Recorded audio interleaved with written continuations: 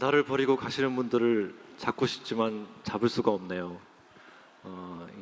이게 두 강의를 연속 들으시는 것이 대단히 에너지를 많이 쓰시는 일인데, 제가 이렇게 중간중간 뵈니까 여러분 정말 이렇게 집중해서 경청하는 모습이 참 보기 좋습니다. 이게 사실은 30분 강의지만 이 강의의 농도, 두께, 깊이라는 것은 이제 여러분 발표 들으시면서 아셨겠지만 참 많은 연구를 통해서, 오랜 연구를 통해서 이런 결과가 나오게 되신 것이어서 여러분 아마도 여러분도 역시 아주 집중해서 경청하셔서 이 두 강의를 들으셨으리라고 생각을 합니다. 이렇게 몸도 좀 굳으실 수도 있고, 네, 뭐 이렇게 좀 스트레칭도 좀 하시고, 네, 제가 발표를 시작하더라도 뭐 스트레칭 하셔도 상관없습니다. 그러니까 몸도 좀 움직이시고 조금은 좀 편안한 자세로 제 발표를 들어주셔도 되겠다는 생각이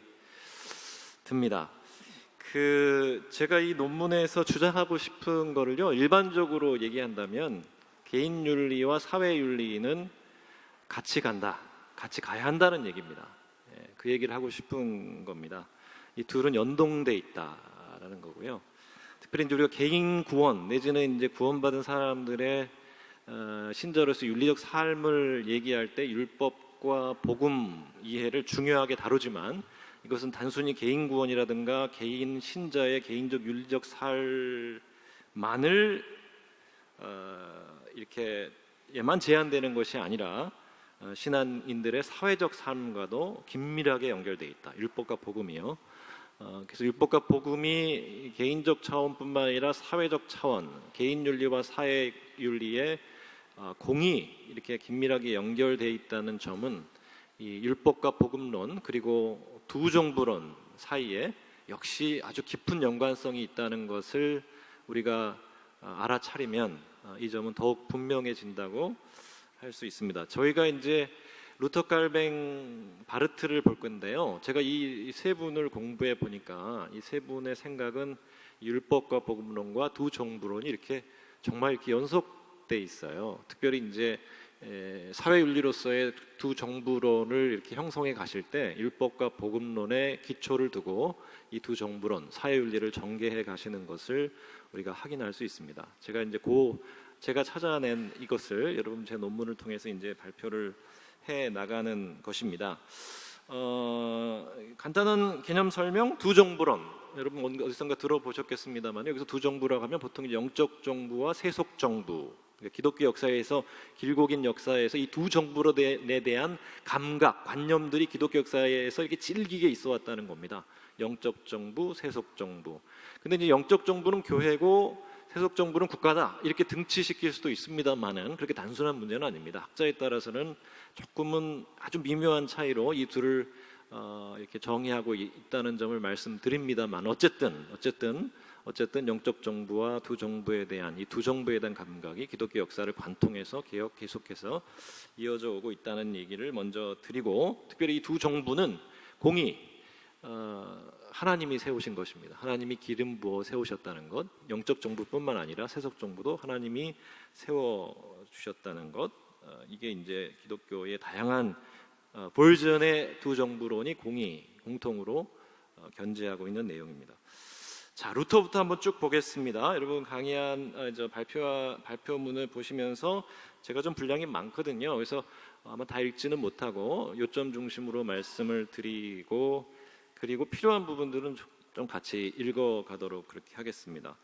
루터의 율법과 복음론을 보겠습니다. 율법과 복음은 공이 하나님께 기원을 두고 있습니다. 그래서 이신칭의의 이신칭의의 은혜를 얻기 위해서는요, 율법과 복음이 함께 작용해야 한다 하는 것이 이제 가로 1번의 내용입니다. 가로 2번, 율법과 복음의 기능 이해를 좀 볼까요?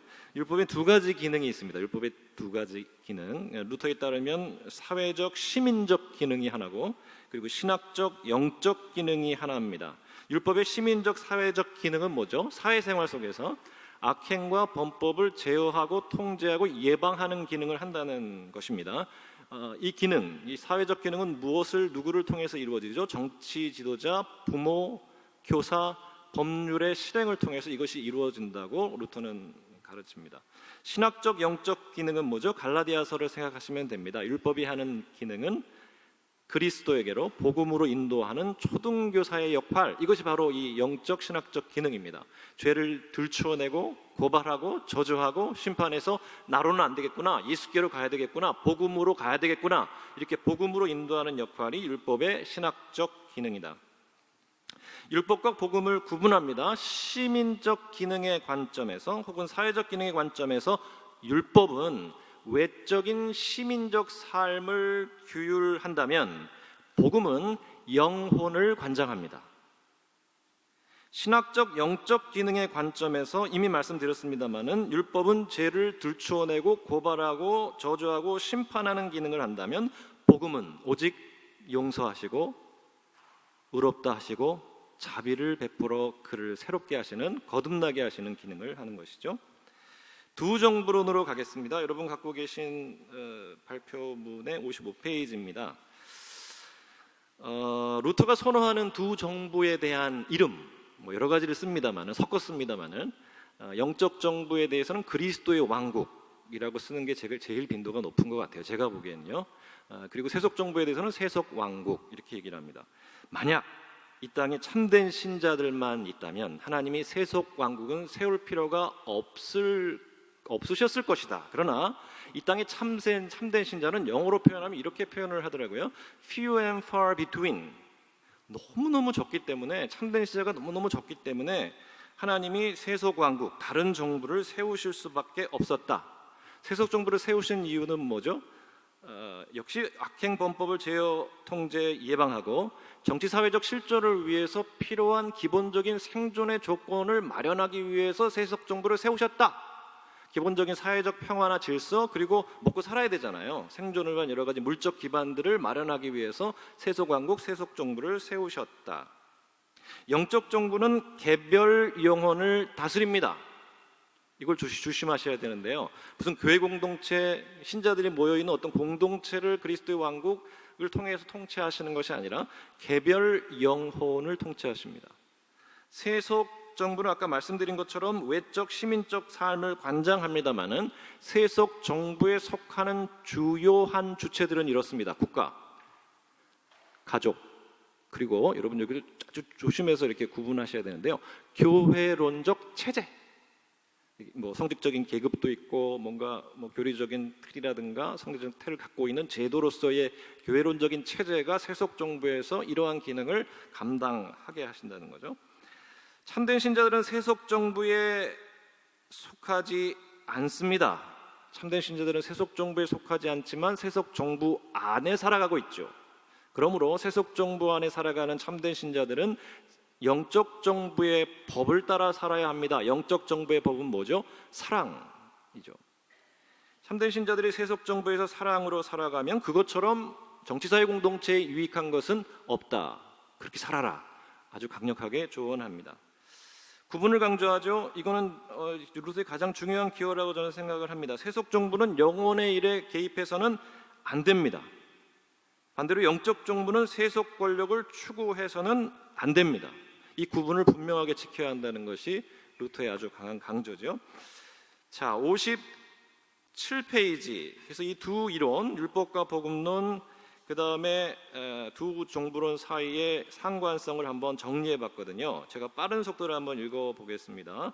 두 이론의 상관성 모색 찾으셨죠? 3번 한 줄 내려가서 여기서 상관성 둘 사이 이론적 연속성을 내포하며 특별히 두 정부로 전개되는 루터의 정치 윤리는 율법과 복음론의 그 중요한 토대를 갖고 있다는 점을 드러내고자 하는 것이다. 율법과 복음의 통일성의 원천적 근거가 하나님의 말씀의 유일한 기원이 되신다는 점이듯이 두 정부의 통일성은 이 둘을 기름 부어 세우신 궁극적 주체가 하나님이라는 점에 기인한다. 이렇게 되어 있고요. 자, 그 다음 문단으로 넘어가겠습니다. 한 가지 더 생각한다면 구원과 사회적 삶과 연관된 기독교인의 정체성의 관점인데요.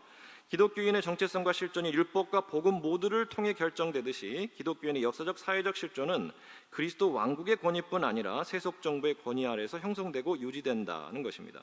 인간은 율법을 경험하지 않는다면 복음을 듣고자 하는 욕구를 가질 수 없죠. 율법 없이 우리의 죄성을 인정할 수 없으며 더 나아가 구원을 위한 그리스도 역사를 받아들일 수도 없습니다. 하나님의 구원에 이르기 위해 기독교인들에게 율법과 복음 둘 다 필수 불가결한 요건이지요. 마찬가지로 기독교인의 삶은 두 정부 모두를 필요로 합니다. 두 정부는 구별되지만 이 세상 속에서 이 둘은 모두 현존하며 다른 한쪽이 없이는 충분하게 그 본래적 기능과 목적을 이룰 수 없습니다. 오직 그리스도의 왕국만이 있다면 루터를 인용합니다. 악에게 고삐를 풀어주는 꼴이 되고 온갖 악행을 저지를 수 있는 빗장을 푸는 셈이 될 것이며 세상은 영적인 일들을 받아들일 수 없고 이해할 수도 없게 될 것이다. 그러기에 세속 정부는 필요하다. 다만 아까 말씀드린 것처럼 구분은 분명히 지켜야 된다. 칼뱅으로 가겠습니다. 칼뱅. 율법과 복음론. 구원을 위해서 말씀이 절대적으로 필요하거든요. 계시로서의 말씀, 율법과 복음이 절대적으로 필요합니다. 칼뱅의 구원론은 인간론으로부터 출발합니다. 인간의 자기 이해는 죄성에 대한 이해의 다름 아니다. 그러니까 인간의 자기 이해의 핵심에는 인간의 깨어짐, 부패함, 죄악됨, 연약함들이 있죠. 그래서 여러분 갖고 계신 발표문 19번 각주, 그러니까 이게 58페이지에 있습니다. 기독교 강요에서 인용해 보았습니다. 인간의 마음은 완전히 하나님의 의로부터 이탈되어 있다. 마음이 죄의 독에 흠뻑 절여 있어서 역겨운 악취 외에는 아무것도 숨쉴 수가 없다. 그러니까 인간에게 선한 것이 아무것도 남아있지 않다는 것을 말하려고 하는 겁니다. 보소서 주님 나의 마음에 선한 것 하나 없습니다. 이게 참 좋은 찬양인데 이걸 말하는 게 아닙니다. 선한 게 하나도 남지 않았다는 게 아니라 인격의 모든 이 부분들이, 인격의 요소들이 죄의 영향력에 있다는 것을 얘기하는 거죠. 영적 통찰 세 가지가 있습니다. 중요한 영적 통찰, 하나님을 아는 것, 그것을 알아야 구원받은 것으로서의 하나님의 사랑을 아는 것, 구원받은 다음에 신자답게 사는 지식, 이 세 가지 영적 통찰이 있는데 첫 번째, 두 번째는 구원을 위해 결정적이죠. 하나님과 하나님의 사랑을 알아야 구원받을 수 있거든요. 근데 죄 때문에 이 하나님과 하나님의 사랑에 대한 지식에 이를 수 없습니다. 치명적인 거죠. 그래서 이 죄의 치명적인 방해를 극복하고 하나님의 지식을 이루기 위해서 말씀이 절대적으로 필요하다, 이런 얘기입니다. 율법의 세 가지 기능 얘기하죠. 루터의 두 가지 기능은 겹칩니다. 사회적 기능, 신학적 기능. 다시 말씀드리지 않겠습니다만은 루터에 없는 깔뱅이만 있는 것은 율법의 제3사용. 이윤우 교수님께서 이미 말씀하신 것처럼 성화와 연관해서 성화는 어떻게 이루어집니까? 예수 믿은 다음에 여전히 율법의 말씀을 충실하게 살아감을 통해서 우리 신자들의 삶에 성화가 이루어진다, 그런 의미입니다. 59페이지를 지나서 60페이지, 자연법, 율법, 복음의 연속성. 이것도 루터가 논의하지 않는 것을 칼뱅이 중요하게 다루고 있거든요. 자연법, 율법, 복음이 연속성을 띠고 있다는 얘기입니다. 자연법이 부족해서 하나님이 모세오경 율법을 주시고 율법이 부족해서 복음을 주신 게 아니라는 말입니다. 36번, 37번 각주는 최윤배 교수님께 제가 배워서 가져온 것인데요. 그래서 이제 이게 부족해서 율법을 주고 부족해서 복음을 주신 것이 아니라 이게 무슨 차이냐? 그것은 드러남의 선명성, 계시의 명료도, 이런 표현으로, 이런 개념으로 정리해 주셨는데요.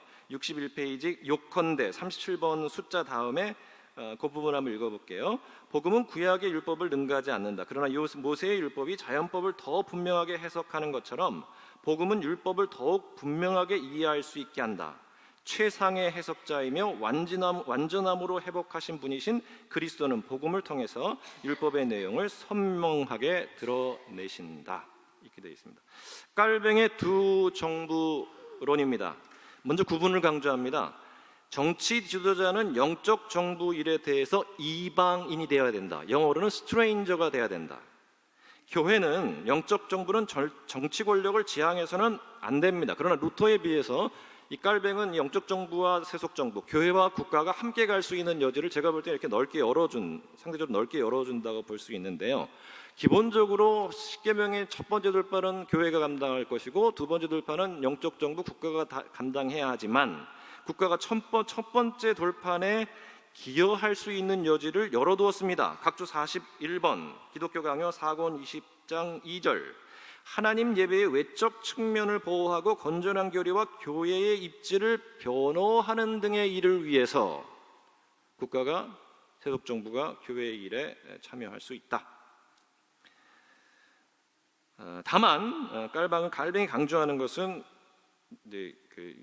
제네바에서 이루고자 했던 세상, 거룩한 연방, 영어로는 Holy Commonwealth죠. 성과 속이 결합해서 하나님이 주인이 되시는 주권자이신 이 하나의 세상을 이루어가고자 하는 사회윤리적 이상을 깔뱅이 가지고 있었거든요. 그런 면에서는 이 교회와 국가가 함께 그 목표를 향해서 나아가야 한다는 점을 강조합니다. 기본적으로 세속 정부의 규범적 인신론적 법적 토대는 자연법이지만 그럼에도 불구하고 부지런히 끝까지 세속 정부는 그 자연법 아래에 있는 심층에 있는 기반, 말씀, 특히 율법, 영원한 사랑의 통치 이것에 유념해야 된다. 그러므로 세속 정부의 궁극적 의미는 거룩한 영방에 기여할 때, 말씀을 따라 기여할 때 확보될 수 있다는 얘기입니다.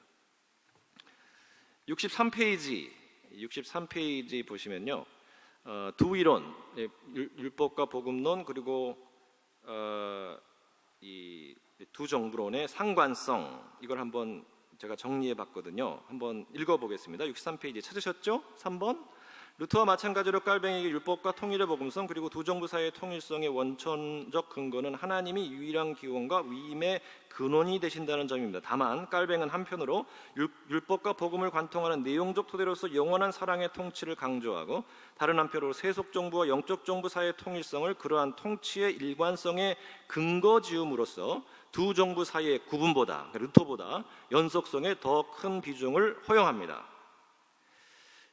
다음으로 영적 통치 영역의 관점에서 상관성을 탐색해 봤는데요. 대별하여 본다면 한편으로 율법은 교회 밖 정치사회 영역에서 도덕적 사회적 삶을 규율하는 규범적 토대로 작용하고 다른 한편으로 복음은 개별 신자의 영혼을 구휼합니다.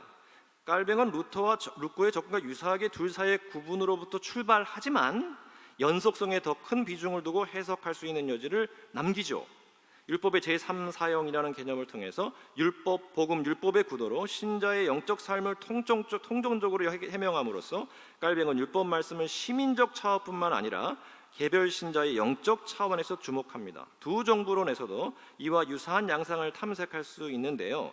루터와 마찬가지로 깔뱅은 기본적으로 영적 정부는 인간의 영혼의 삶을 다스리는 반면 세속 정부는 구성원들의 시민적 정치사회적 삶을 관장한다는 의미에서 둘 사이의 구분을 말합니다. 그러나 깔뱅은 구분을 넘어서 연속성의 관점에서 두 정부 사이의 관계성을 이해할 수 있는 여지를 많이 남겨둔다고 저는 판단하고 있습니다.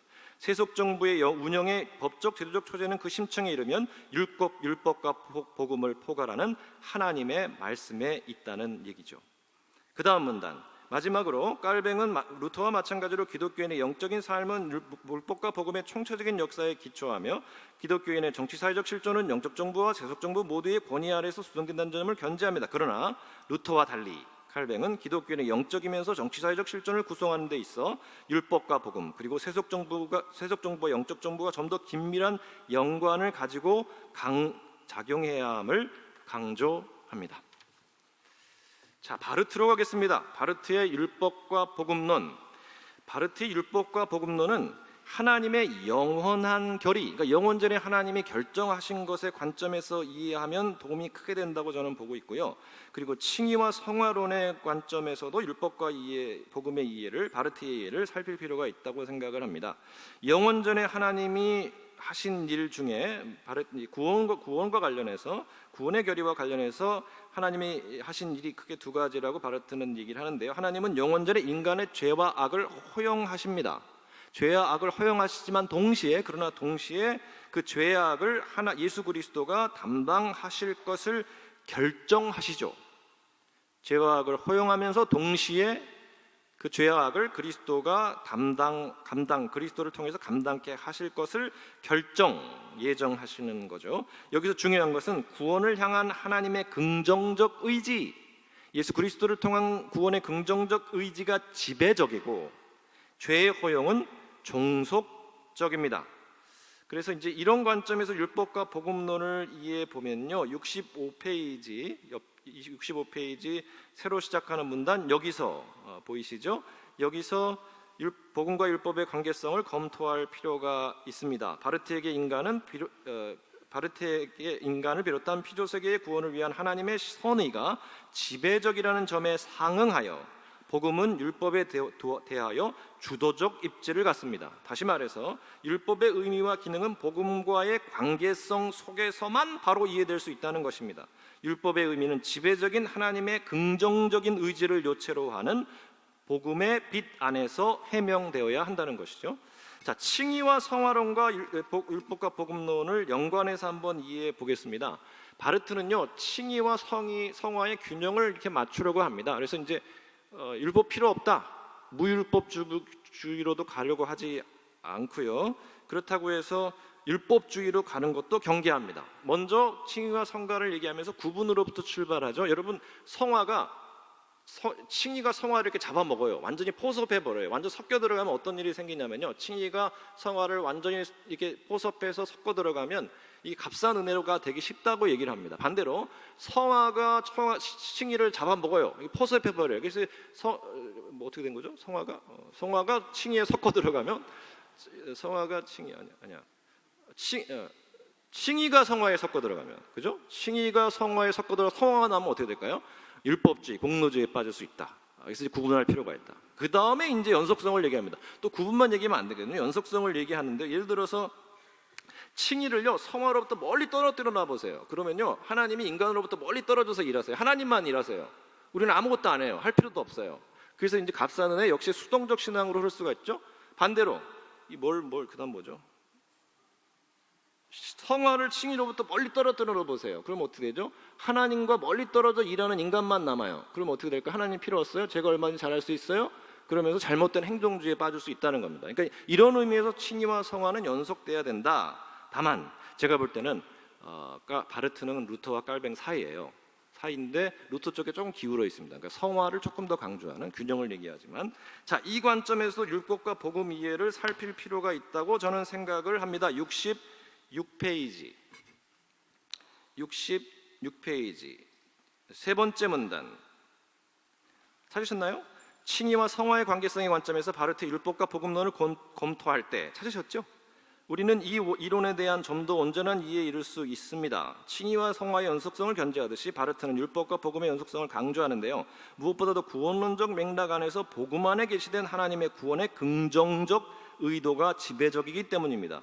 그럼에도 일치만을 강조했을 때 칭의 일변도의 구원론과 도덕적 영적 변화를 배제하는 기독교 윤리로 귀결될 수 있다는 점을 감지하면서 바르트는 율법 없는 복음의 이론이 값싼 은혜의 굳건한 토대가 되는 것을 막기 위해 율법과 복음 사이의 차이를 존중하고자 합니다.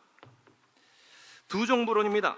바르트의 두 정부론, 초기, 중기, 후기인데요, 세 가지 문헌이 있습니다. 초기는 로마서 강해 2판, 중기는 교회와 국가 1939년, 후기는 그리스도인의 공동체와 시민 공동체 1946년. 초중기. 초기의 바르트의 입장은 이겁니다. 국가는 악입니다.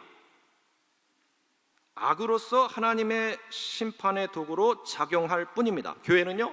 각 교회는 선할까요? 교회는 하나님 나라를 위한 도구일까요? 아니요. 역시 별 차이가 없어요. 교회도 마찬가지로 인간과 역사의 죄악을 드러내주는 역할을 합니다. 중기, 교회 국가 1939년 중기의 입장은 이렇습니다. 조금 달라져요. 조금 이렇게 부드러워집니다. 국가에 대한 이해는 제가 볼 때는 어거스틴적 이해입니다. 어거스틴의 이해는 이런 거거든요. 국가는 죄의 결과이지만 동시에 죄에 대한 치유책입니다. 국가가 하는 일은 뭐죠? 악행 범법을 제어하고 통제하고 예방하고 생존을 위한 정치사회적 실존을 위한 기본적인 삶의 기반을 마련하는 겁니다. 이 중기의 입장은 이렇습니다. 바르트의 입장은 국가의 기능을 이렇게 생각합니다. 뿐만 아니라 교회의 사명을 돕기 위한, 교회의 사명을 위해서 필요한 사회적 여건을 마련해 주는 일을 해야 합니다. 교회의 이름 뭐죠? 바르트의 중기 입장, 하나님 나라 복음의 전파와 확산의 사명을 감당해야 합니다. 이것이 중기의 입장, 교회의 존재 이유입니다. 후기 1946년 그리스도인의 공동체와 시민 공동체에 등장하는 세월이 그렇게 길지도 않은데 이분이 확 바뀌어요. 이 후기의 입장은 이걸 한 덩어리로 봅니다. 이게 동시몬 구조라고 그러거든요. 중심에 예수 그리스도가 있고 그 다음에 곧 가까운데 교회가 있고 그 다음에 교회를 감싸면서 국가가 있고, 이런 구도, 동시몬 구조로, 그리스도를 중심으로 한 동시몬 구조로 이 교회와 국가를 이해합니다.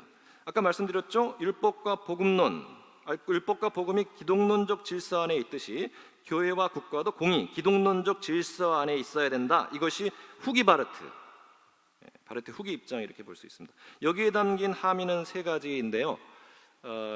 교회만이 아니라 국가도 하나님의 나라의 도구가 된다는 것. 다만 교회는 직접적이고 국가는 간접적 도구. 교회의 목적도 그렇지만 국가의 목적도 하나님 나라가 되어야 된다. 그리고 이 점을 교회가 열심히 일깨워 줘야 한다. 이것이 이제 바르트의 생각입니다.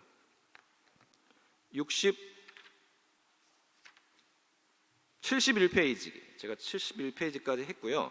두 이론 사이의 상관성을 한번 모색해 보겠습니다. 바르트가 율법과 복음을 율법의 은혜의 말씀으로서 기독론적 총체성 안에서 통합적으로 이해하려 한다는 점, 율법은 구속사적 질서와 복음과의 총체성 안에서 자기를 목적으로 하는 공로주의적 율법 수행의 무의미성을 밝히고 결국 예수 그리스도만이 구원의 길이라는 진실을 받아들이게 함으로써 완성된다고 주장한 점 등을 고려할 때 율법과 복음은 오직 한 가지 지향점, 예수 그리스도를 지향점으로 삼다는 의미에서 견고한 통일성 안에서 이해되어야 한다. 바르트의 두 정부론은 율법과 복음론과 깊은 연관성을 가집니다.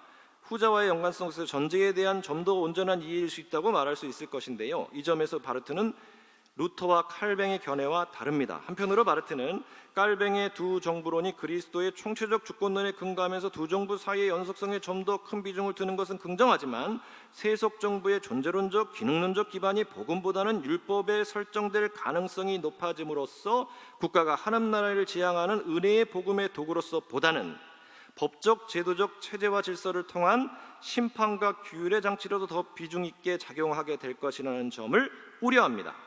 바르트가요. 다른 한편으로 루터에게서 탐지할 수 있는 대로 율법과 복음 그리고 세속 정부와 영적 정부 사이의 구분의 강조가 히틀러와 나치즘이라는 비극적 역사로 귀결된 것이 아니냐 하는 엄중한 평가를 내립니다. 바르트는 복음으로부터 율법을 분리시키는 것을 경계하듯이 세속 정부를 영적 정부로 떨어뜨려 놓는 것을 단호하게 반대하고 있는 것이죠. 자, 여기까지 읽어도 될 것 같습니다. 맞는 말입니다. 맞는 말. 제가 20분까지 1분 남았는데요. 세 가지 제안을 했습니다. 첫 번째, 교회와 국가의 관계. 로마 제국처럼, 로마 제국 기독교 국가처럼 기독교 제국적으로 교회가 국가를 통제해서도 안 되지만 동시에 하나님의 세속 정부에 대한 섭리를 부정하고 도피해서도 안 된다. 세속 정부를 악마시해서 세속 정부로부터 도피해서도 안 된다. 이게 첫 번째고요. 두 번째, 적절한 구분. 루터가 강조한 거죠. 영적인 일에 대해서 국가 권력이 개입해서는 안 됩니다. 반대로 교회가 세속 권력을 추구해서도 안 됩니다. 자, 세 번째, 루터, 칼뱅, 바르트의 이 생각들이 너무 이상적인 것이 아니냐. 자, 이런 비판이 있을 수 있는데요. 이제 그럼에도 불구하고 기독교 사유윤리적 구상에서 영적 정부와 세속 정부의 주권이 하나님께 있다는 점을 우리가 분명히 인식하면서 우리 사회적 영역, 정치사회적 영역 안에 세속 정부 안에서도 우리가 하나님의 뜻을 잘 받들어 우리의 사명을 감당하는 것이 절실하게 요청됐다는 점을 세 번째로 말씀을 드렸습니다. 여기까지 하면 될 것 같습니다. 감사합니다. 네, 감사합니다. 네, 우리 실제적인 질문을 좀 드리고 싶은데요. 현재 한국 사회에서 다수 기독교인들의 정치 개입이 적극적으로 이루어지고 있다고 봅니다. 오늘 발제를 통해서 이러한 현상을 어떻게 읽어야 하고 행동해야 할지에 대한 건강한 시야를 갖기를 원합니다. 단적인 예로 광화문으로 나가야 하는지 혹은 서초동으로 가야 하는지, 침묵하거나 혹은 제3의 길이 존재하는지를 궁금합니다. 그 정치적인 성향을 떠나 오늘 발제를 기준으로 어떤 이해와 행동이 세속 정보와 영적 정부를 이원론적으로 구분하지 않고 책임 있는 기독교 사회 윤리를 규범적으로 실현하는 것인지 교수님의 의견이 궁금합니다. 저도 궁금한데요. 여러분 질문 들으셨죠? 제가 대단히 곤란해하고 있는 것 같지 않으세요? 대단히 어려운 질문입니다만은 오늘 제가 여러분과 나눈 내용에 비춰서 한번 여러분이 지금 주신 질문에 대해서 생각을 해볼 수 있을 것 같고요. 짧게 답하면 안 되는 질문 같습니다. 길게 답해야 될 질문이라는 생각이 들고요. 몇 가지 에피소드로부터 출발해서 몇 가지 이론적인 얘기들을 좀 말씀을 드리면 좋겠다는 생각이 드는데요. 제가 석박사 과정으로 유학했던 예일 대학에 가면 우리도 그렇지만 이제 게시판이 있거든요. 그래서 이제 학생들이 무슨 신문 같은 것도 스크랩에서 붙여넣기도 하고 자기 동아리 활동 이런 것도 소개하기도 하는데 언젠가 보니까 신문 이렇게 하나 스크랩에서 붙여놨어요. 근데 그때가 아마 대선인지 총선인지 그랬던 것 같아요. 미국에 그 어떤 기사 헤드라인이 뭐였냐면 이렇게 되어 있습니다. 하나님은 민주당원인가 공화당원인가? 하나님 민주당원이신가요, 공화당인가요? 그러니까 미국 정치에서는 이제 민주당원이 있고 민주당과 공화당이 있으니까 하나님은 민주당원이신가요, 공화당원이신가요? 그 글을 쓰신 그 신문에 쓰신 분은 뭐라고 쓰셨을 것 같습니까? 그분의 논지는 이거였습니다. 하나님은 민주당원이시기도 하고 공화당원이시기도 하고 민주당원이 아니시기도 하고 공화당원이 아니시기도 하다. 별로 마음에 안 드시나 보죠? 별로 마음에 안 드세요? 그러니까 어느 쪽으로 딱 규정할 수 없다는 거죠. 그러니까 우리가 이제 하나님 나라에 비춰서 민주당 안에서 하나님 나라의 친화적인 어떤 정책적 지향을 볼 수도 있는 거고 공화당 안에서 하나님 나라의 지향과 친화적인 정책적 지향을 또 볼 수도 있다는 의미로 그분은 썼습니다. 여러분 한번 판단해 보십시오. 제가 유학을 하는 중에 우리 한국에서 우리 한국 교회가 어떤 특정 정책에 대해서 열심히 반대하면서 참여했던 이 시간이 있었습니다. 저는 이제 떠나 있었기 때문에 주로 이제 근데 대단히 아주 열심히 그 정책에 대해서 반대하시는 그래서 이제 삭발을 통해서 의사 표현도 하시기도 하고 그래서 이제 그 일에 열심히 참여하셨던 목사님이 그 운동이 피크에 들었을 때 주일날 설교하신 설교를 들어본 적이 있습니다. 그 설교의 내용을 다 기억할 수는 없습니다만은 그러니까 이제 교회가 반대하는 그 정책을 찬성하는 입장에 서 계신 분들, 거기에는 정치인들 수 있고 시민들도 있을 수 있는데 그분이 아주 과감하게 신학적 저주를 하시더라고요. 그리고 그 다음 날 그 교회 게시판을 들여다가 봤거든요. 그 게시판에 그 교회 교인이 글을 하나 올렸습니다. 뭐라고 올렸냐면 타이틀이 이래요. 근데 내용은 안 읽어봤습니다. 안 읽어봐도 알기 때문에 가슴이 아파서 못 읽어서 이렇게 안 읽어봤는데요. 이런 타이틀이었습니다. 목사님은 우리 교회의 절반을 버렸습니다. 이런 제목으로 올렸습니다. 이 정책의 부분, 사실 우리가 기독교가 공적으로 참여한다고 했을 때 우리가 주로 어떤 부분에 참여하게 되냐면요. 공적 후보자, 그러니까 대통령이라든가 국회의원이라든가 지방자치단체장이라든가 공적 후보자를 선출하는 일, 그리고 공적인 정책이나 법에 관해서 우리가 참여하게 됩니다. 이게 찬반이 있을 수 있고 여러 가지 생각이 있을 수 있거든요. 근데 이제 교회 공동체 안에 다양한 생각들을 가지고 계신 분들이 있을 수 있잖아요. 그러니까 이제 그 점들을 우리가 좀 먼저 고려할 필요가 있다는 생각이 듭니다. 그러나 분명한 것은 참여해야 합니다. 참여해야 됩니다. 기독교가 공적으로 분명히 참여해야 합니다. 그래서 이 공적 참여에 관한 논의, 제가 하는 수업에서는 여러분과 좀 나누기도 했습니다만은 이 기독교의 공적 참여에 관해서 가장 이 비판적인 분 한 분을 꼽으라면 리차드 로티라는 분입니다. 리차드 로티. 로티는 무슨 얘기를 했냐면요. 이 공적 영역에 들어와 있는 종교는 conversation stopper다 그랬어요. 대화 중단자다. 종교가 공적 영역에 들어와서 자꾸 활동하고 얘기하면 대화가 안 된다, 중단된다는 거예요. 들어오지 말라는 거예요. 공적 담론을 방해하니까 들어오지 말라. 공적 참여하지 마라. 이분의 근거는 세 가지입니다. 첫 번째, 종교는 기본적으로 사적인 거다.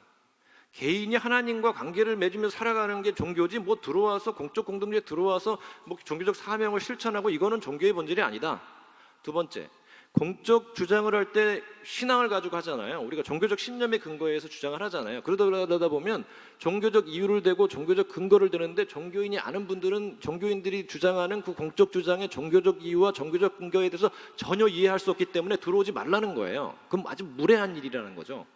그리고 종교가 공적 영역에 들어와서 이렇게 활동하는 걸 보니까 적어도 미국 역사를 보니까 득보다 실이 훨씬 많은 거예요. 물론 마틴 루터 킹 같은 좋은 예도 있지만 그러니까 들어오지 말라는 거죠. 물론 이 주장에 대해서 얼마든지 반박할 수 있습니다. 저는 반박하고 싶은 입장이거든요. 반박했거든요. 반박해서 논문도 썼거든요. 한번 읽어보세요. 아니에요. 이 반박의 첫 번째 사람은 아우디라는 사람을 들었습니다. 아우디. 로버트 아우디. 아우디를 치시면 차가 나오니까 로버트를 꼭 치셔야 돼요. 로버트 아우디를 치시면 이분은 이렇게 얘기했습니다. 자유주의 전통에 서 계시지만 종교가 공적으로 참여하는 것에 대해서 경계하는 분임에도 불구하고 조건을 갖추면 세 가지 조건을 갖추면 들어올 수 있다. 첫 번째, 세속적 정당화의 원칙이라는 원칙을 얘기했습니다. 그러니까 공적 주장을 할 때 종교적 이유만 대지 말라는 거예요. 이게 예를 들어서 이제 이분이 든 예가 공립학교에서 기도하는 미국에서 공립학교에서 기도하는 게 신앙에 좋고 하나님을 더 사랑하게 되고 종교적 이유를 댈 수 있지만 그와 더불어서 세속적 정당화, 세속적 이유도 되라.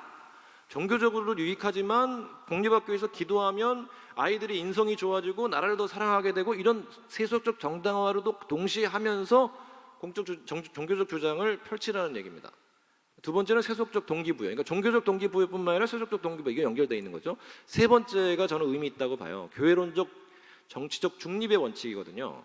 제가 목사잖아요. 여러분이 목사잖아요. 교육자잖아요. 교회 강단에서 1번 찍으세요. 2번 찍으세요.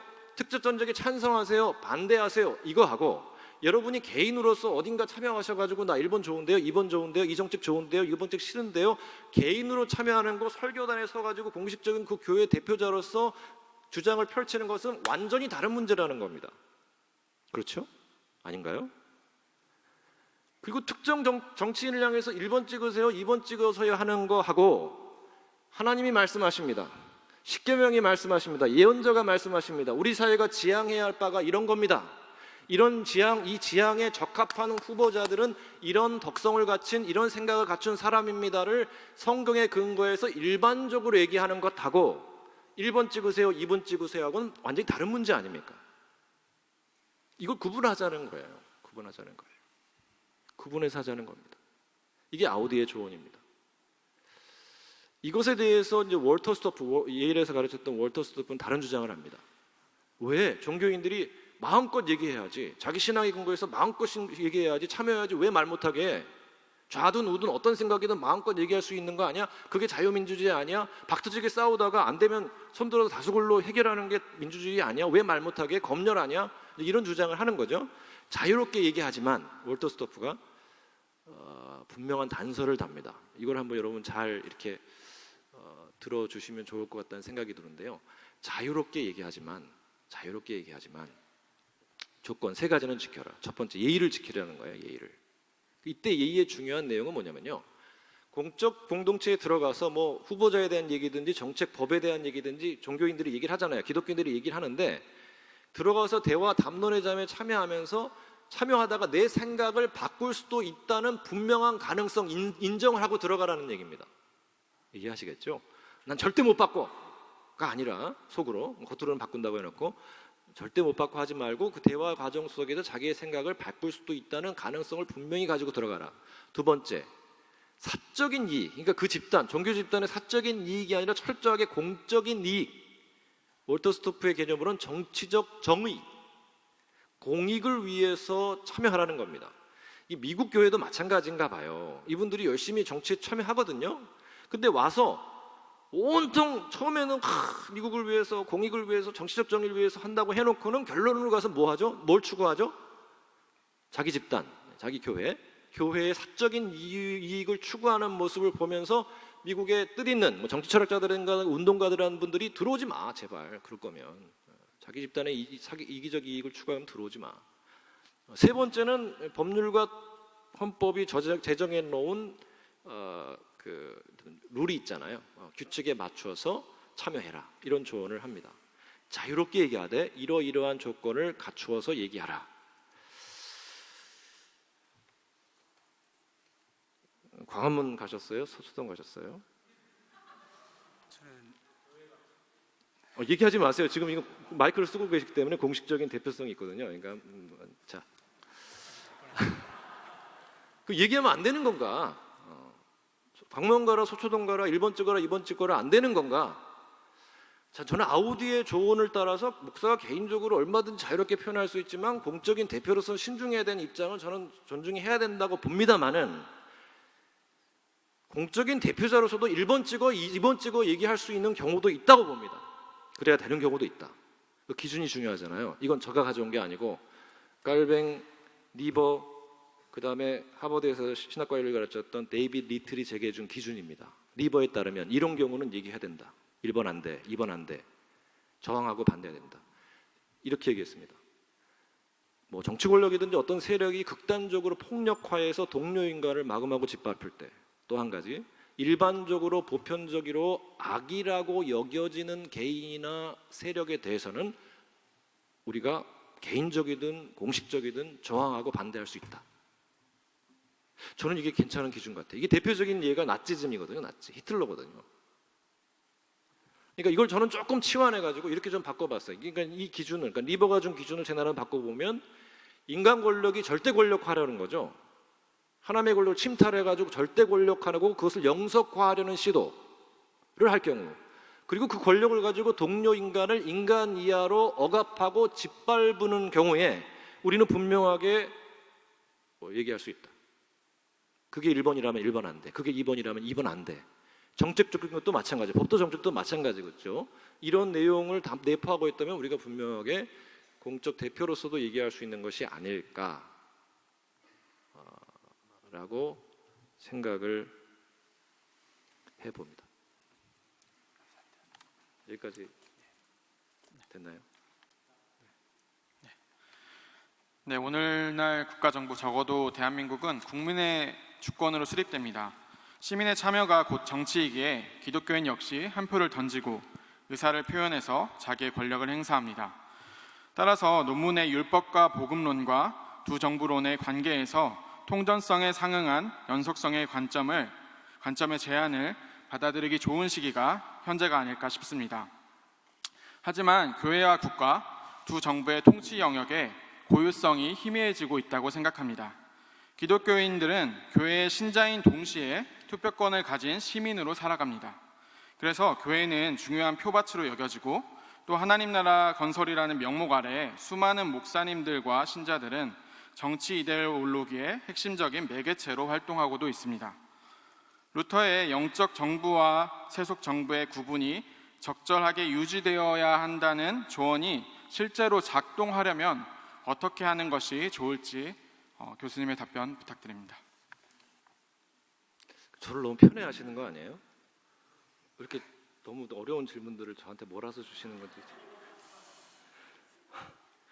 네, 아마 여러분 플로어 계신 우리 교수님들 비롯해서 플로어 계신 분들 중에 저보다 이 질문에 더 답을 잘하실 분들도 계시지 않을까라는 생각이 됩니다. 정치나 사회나 이런 부분에 또 전문성이 있는 또 신학을 또 하고 계시니까. 그래서 루터 얘기를 하셨기 때문에 루터가 이런 문제에 대해서 어떤 답을 줄 수 있을까? 조금 넓게는 바르트나 깔뱅이나 아니면 다른 기독교의 신학자들이 어떤 응답을 줄 수 있을까? 잠깐 생각해 보면 일단 기본적으로 교회는 권력 추구해서는 안 되거든요.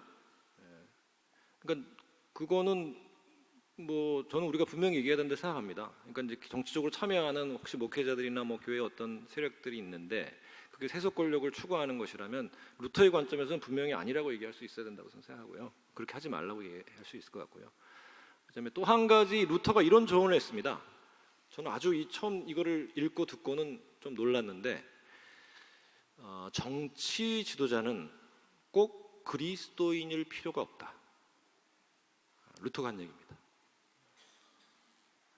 세속 정부가 하는 일이 뭐라고 그랬죠? 하나님이 세속 정부를 세운 이유가 뭐라고 그랬죠? 루터에 따르면 이게 악이 현실이잖아요. 악행이 있고 범법 이거 있으면 우리 못 살거든요. 우리 세속 영역에 못 살기 때문에 그런 것들 제하고 통제하고 예방하면서 우리가 인간으로서 사회를 구성하며 살 수 있는 어떤 생존의 기반, 이게 뭐 사회적 질서가 됐든 평화가 됐든 아니면 생존이나 물질적 기반이 됐든 이런 것들을 마련하기 위해서 세속 정부를 세우는 거죠. 이거 잘하면 되는 거예요. 꼭 기독교인이 아니도 괜찮아요. 그러니까 세속 정부가 기본적으로 뭐 복음을 전파해서 뭐 교인 수를 늘리고 교회 세력을 확장하고 이게 아니라 세속 정부의 고유한 기능을 하나님 주셨으니까 그거 잘하면 되는 거죠. 그러니까 꼭 예수 안 믿는 사람에도 괜찮아요. 그러니까 이제 제가 볼 때는 이제 우리 교회가 하고 있는 성시화 운동 같은 거 이거 루터는 별로 안 좋아했을 것 같아요. 뭐 지방 단체가 앞장서 가지고 뭐 막 통째로 이렇게 막 하는 거 있잖아요. 바치고 뭐 이런 거. 이거 루터는 별로 안 좋아했을 것 같아요. 세속 정부의 일이 있잖아요. 하나님이 세우신 목적이 있잖아요. 거기에 충실해야죠. 우리는 뭐 해야 되죠? 루터 분명히 얘기합니다. 도와줘라. 설교자들 뭐 하냐? 세속 정부에 속한 사람들 하나님이 주신 고유의 업무를 잘 감당할 수 있도록 교육해 줘야지. 뭐 해야 되는지 알려줘야지. 자꾸 깨우쳐주고 도전해주고 그런 역할 열심히 해야지. 왜 그러고 있냐? 그렇게 조언을 하거든요. 그래서 이제 기본적으로 이제 그런 일들을 열심히 하라고. 그래서 이제 기본적으로 혹시 뭐 그러지는 않겠지만 권력에 대한 은밀한 의도를 갖고 계신 분이라면 저희가 아주 예민한 영적 불변력을 가지고 당신 마음속에 그런 세속 권력을 향한 아주 강렬한 욕구가 있습니다. 그것을 들추어내서 당신 이거 있으니까 정치 참여하지 마십시오 라고 우리는 얘기해야 된다고 생각하고요. 그리고 우리가 먼저 할 일은 세속 정부가 하나님께서 부여하신 그 세속 정부의 일을 잘 감당할 수 있도록 자극하고 도전하고 끊임없이 이렇게 가르쳐주는, 도전하는 일을 하는 것이 우리의 몫이 아닙니까? 그거 열심히 합시다. 이렇게 손을 잡아당겨야 되지 않을까? 라는 생각이 드네요.